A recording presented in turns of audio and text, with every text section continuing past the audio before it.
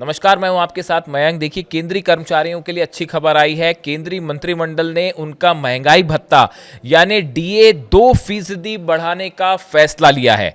इसके साथ ही केंद्रीय कर्मचारियों का डीए 58% से बढ़कर 60% यानी 60% हो गया है।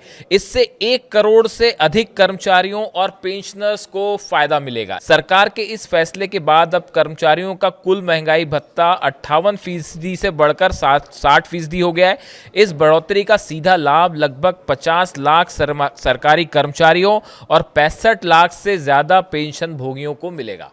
देखिए, करीब जो 50 लाख सरकारी कर्मचारी हैं उन्हें और 65 लाख से ज़्यादा जो पेंशन जिन्हें मिलती है, पेंशन भोगी जो हैं, उनको इसका फ़ायदा मिलेगा। जो 2% डीए बढ़ाया गया है, जिससे उनकी मासिक सैलरी और पेंशन में बढ़ोतरी हो जाएगी। इससे उनकी जो सैलरी है और पेंशन है, दोनों में बढ़ोतरी होगी। अब हम आपको बताते हैं कि सैलरी जो है कितनी बढ़ सकती है।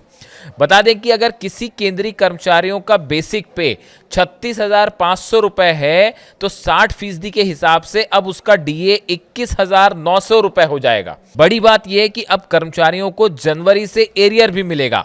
नया नियम 1 जनवरी 2026 से लागू माना जाएगा। इसका मतलब यह है कि कर्मचारियों को केवल अगले महीने की बढ़ी हुई सैलरी ही नहीं मिलेगी, बल्कि पिछले 3 महीने यानी जनवरी, फरवरी, मार्च का बकाया एरियर भी एक साथ मिलेगा। यानी कि ये लागू करने की जो तारीख है वो 1 जनवरी होगी और 1 जनवरी से अब तक का एरियर जो है वो जुड़कर आएगा अगली जो सैलरी आएगी उसमें। देखिए, महंगाई के कारण सरकारी कर्मचारियों के खर्चे की भरपाई के लिए सरकार साल में 2 बार जनवरी और जुलाई में महंगाई भत्ता बढ़ाती है।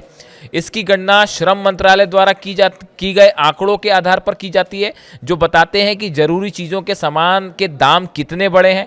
आसान शब्दों में, जैसे जैसे बाजार में कीमतें बढ़ती हैं, आपकी सैलरी की वैल्यू बनाए रखने के लिए सरकार इस भत्ते में बढ़ोतरी करती है। और इसी वजह से अब केंद्रीय कर्मचारियों के लिए ये खबर आई है कि मंत्रिमंडल ने ये फैसला लिया है कि 2% डीए जो है वो बढ़ाया जाए और केंद्रीय कर्मचारियों का डीए अब 58% से बढ़कर 60% कर दिया गया है। अब इसको लेकर देखिए, एक तो वेतन आयोग का सबको इंतजार है, 8वें वेतन आयोग की सिफारिश से जल्दी सामने आए और जल्दी से जो है उसे लागू किया जाए, इस तरह की लगातार मांग हो रही है। और उसके बीच में फिलहाल ये खबर एक राहत भरी आई है कि 2% जो है वो डीए बढ़ा दिया गया है।